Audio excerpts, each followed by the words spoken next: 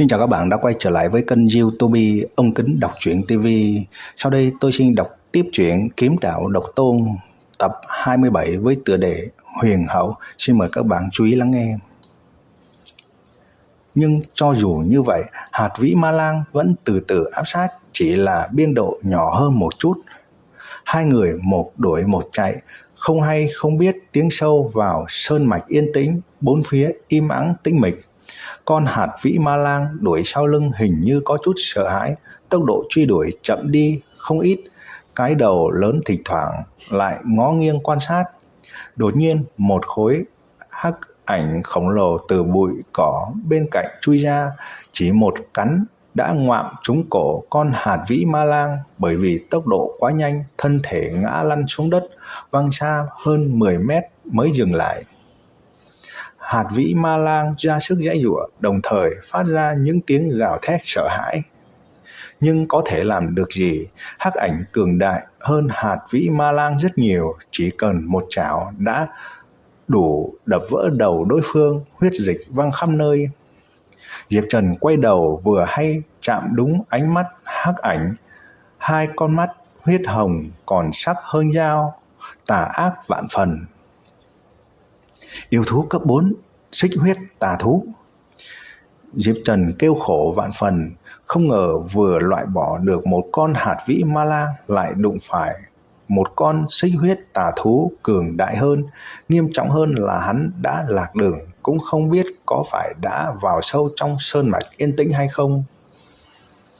Mặc dù mang theo một tia hy vọng, nhưng theo lý tính Diệp Trần cho rằng nơi này chính là sâu trong sơn mạch yên tĩnh, nếu không sao lại xuất hiện yêu thú cấp 4. Nhìn xích huyết tà thú đuổi theo, Diệp Trần cố ép mình phải bình tĩnh. Ánh mắt sắc bén dò xét khắp nơi, cuối cùng dừng lại trên một khe núi bên trái. Khe nứt nằm ngang giống như bị ai dùng đao chém xuống, sâu một cách khó đoán. Chẳng quan tâm nếu lao vào trong mình sẽ gặp phải tình huống gì. Chân phải Diệp Trần đạp mạnh lên mặt đất, thân thể hơi nghiêng, luồn vào trong khe núi có hình dạng giống như một cái tổ yến. Phanh! Nham sơn rung động. Thể hình xích huyết tà thú quá lớn, không thể nào vào bên trong, nhưng vẫn lao đến với sức mạnh cực đại của mình, khiến vụn đá bắn ra tung tóe. Diệp Trần không nghĩ cái cửa bên ngoài có thể ngăn được xích huyết tà thú, giơ tay lấy từ trong ngực áo một viên dạ Minh Châu, mượn ánh sáng mờ mờ của dạ Minh Châu quan sát tình hình xung quanh, sau đó di chuyển vào trong. Không biết đã đi hết bao nhiêu thời gian, cuối cùng Diệp Trần không còn nghe thấy động tĩnh bên ngoài nữa. Tí tách, một giọt nước rơi xuống, Diệp Trần vô thức né tránh. Trước kia mình không biết phản ứng của mình nhanh cỡ nào, không ngờ ngay cả một giọt nước rơi xuống cũng có thể cảm ứng được, né tránh một cách dễ dàng. Nếu như là trước đây, Diệp Trần cho dù cảm ứng được giọt nước, thân thể cũng không phản ứng kịp. Bây giờ tu luyện thuần nguyên công gần như đạt đến thân tâm tương ứng. Lại đi thêm một lúc nữa, trên mặt Diệp Trần có khí lưu thổi qua, tâm tình phấn chấn, bước chân càng thêm nhanh hơn, tay phải rút tinh cương kiếm, nội khí trong người vận sức chờ phát động. Hồ! Một trận gió lạnh thổi qua, trước mặt Diệp Trần đột nhiên mở ra một không gian rộng lớn. Không gian khổng lồ ấy cao 4-5 trượng, dài không biết bao nhiêu, là một thế giới dưới lòng đất. Thế giới dưới lòng đất có sông, có cây, cũng có thạch thất.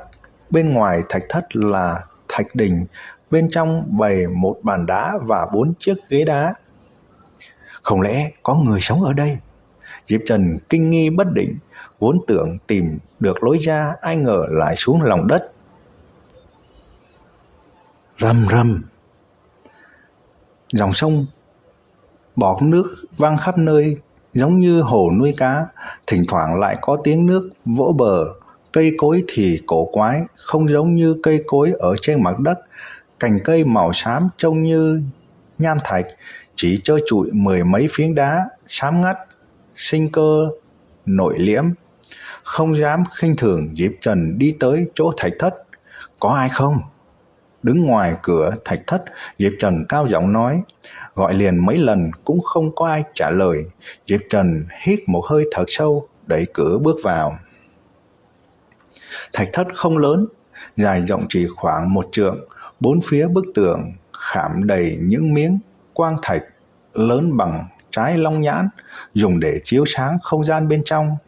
Thứ đầu tiên đập vào mắt là một bức họa nhân vật khổng lồ treo trên bức tường đối diện. Bức họa vẽ một thiên tiên mỹ nữ, tóc mềm như thác, mắt sáng như dao, như linh hồn trong gió, như vua của các loài hoa, mang theo khí chất bệ nghệ kỳ ảo, có một không hai.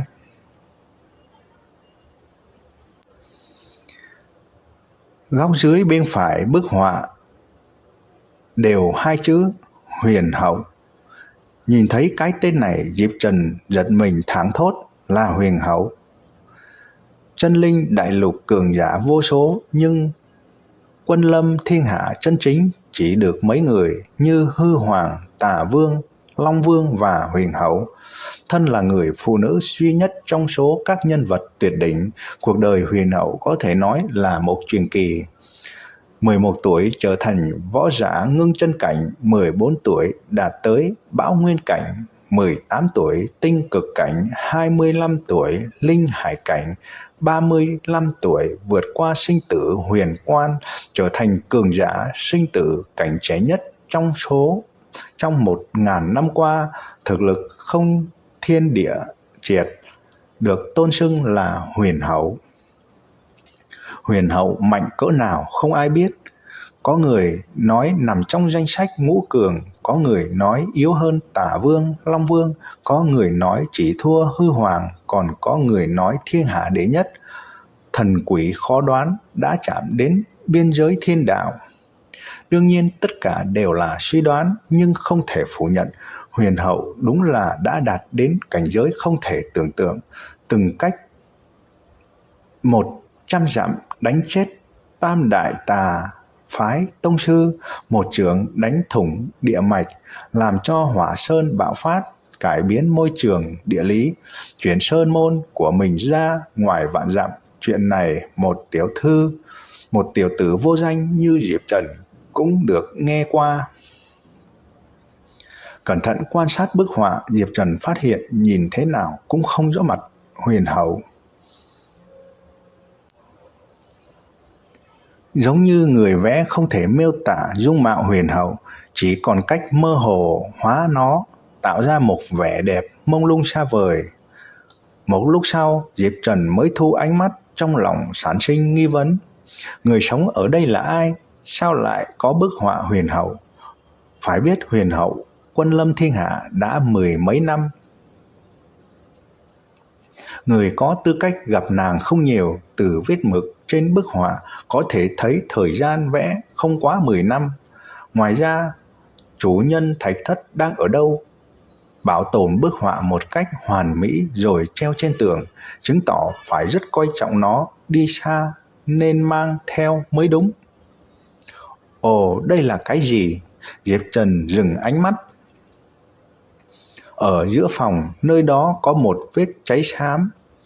Cẩn thận quan sát có thể phát hiện bên trong đống tro trắng đã tàn là một chiếc linh giới không hề bắt mắt.